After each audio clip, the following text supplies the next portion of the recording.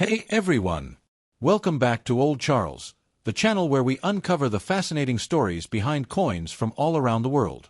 Today, we're diving deep into the history, design, and current value of a special American coin, the 1974 United States Kennedy half-dollar. Is it just pocket change, or could it be worth more than you think? Let's find out. The Kennedy half-dollar was first minted in 1964, just months after the tragic assassination of President John F. Kennedy. It was meant to honor his legacy, and quickly became one of the most popular coins in U.S. history. Now, the 1974 Kennedy half-dollar was minted 10 years later, but it still carries that same iconic design.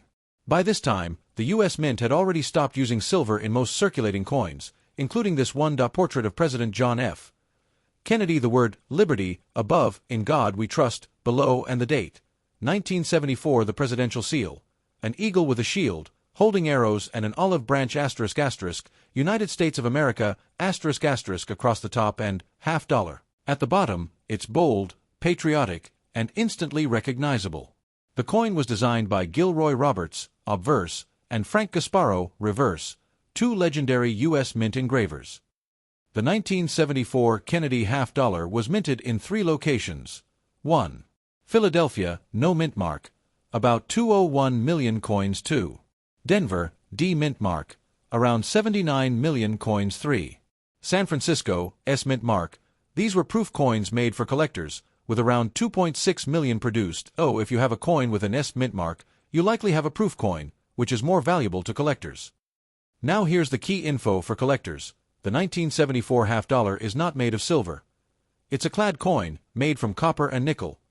That means, in terms of metal, its melt value is pretty low, around 10 to 15 cents, depending on copper prices. But that doesn't mean it's worthless.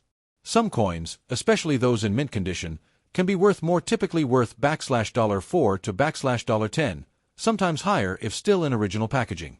Some 1974 D coins may show a doubled die obverse, a rare error where parts of the design look doubled. These coins can sell for $50 to over $100, depending on how strong the doubling is. Want to know if your coin is worth more than face value? Here are some quick tips. Check for mint mark. S equals proof. D equals Denver. Look at the coin's condition. No scratches. Strong shine equals higher value. Search for errors, especially doubling around letters like "In God We Trust." Use a magnifying glass and check collector websites or get it graded if it looks promising. Here's a fun fact. Even though the 1974 Kennedy half-dollar is common, it's part of a bigger shift in U.S. coinage.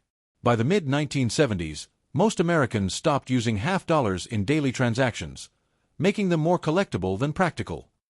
So there you have it. The 1974 Kennedy half-dollar might not make you rich overnight, but it's a beautiful coin with a powerful history and some real value to collectors, especially in top condition. The Kennedy half-dollar was introduced in 1964, just a few months after the assassination of President John F. Kennedy on November 22, 1963. Americans were mourning, and there was a strong push to honor Kennedy's legacy.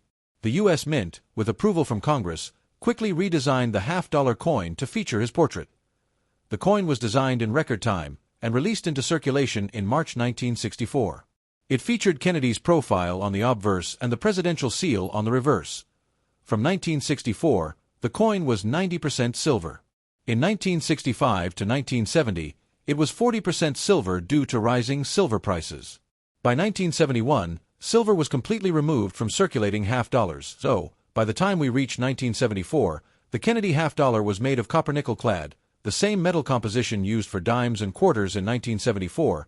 The U.S. Mint was preparing for a special coin in 1975 to 1976 to celebrate America's bicentennial. As a result, 1974 was the last regular year of Kennedy half-dollars before the bicentennial design, with dual dates, 1776 to 1976, took over for 2 years. Despite public interest in Kennedy, half-dollars were not widely used in circulation by the mid-1970s, often sitting in banks or being hoarded by collectors. 3 U.S. mints struck the 1974 Kennedy half-dollar. 1. Philadelphia Mint, no mint mark. 2. Denver Mint, D mint mark. 3. San Francisco Mint, S mint mark, proof only. The San Francisco proof coins were never meant for circulation. They were specially made for coin collectors and sold in proof sets. The 1974 Kennedy half-dollar is not rare, but it's part of the broader narrative of U.S. coinage transitioning away from silver and toward modern clad designs. Its large mintage means many are still in circulation, but those in uncirculated or proof condition are sought after by collectors. Additionally, a small number of 1974 D coins show a double die obverse, making them valuable to era coin collectors. The Kennedy half-dollar was so popular in 1964 that people hoarded them instantly. Most never circulated. In the 1970s, the coin's large size made it unpopular for everyday use, but it remained in production mainly for collectors and casinos. It is still being produced today, although most people rarely see it in everyday change.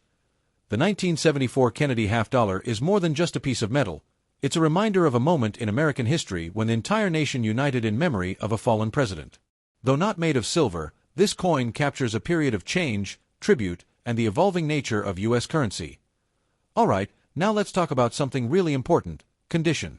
When it comes to coins like the 1974 Kennedy half-dollar, the condition your coin is in can make a huge difference in its value. Condition, or what collectors call grade, refers to how much wear and tear a coin has gone through.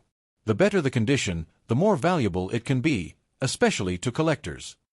Always check your change, and if you've got a coin that looks unusually sharp or shiny, hang on to it.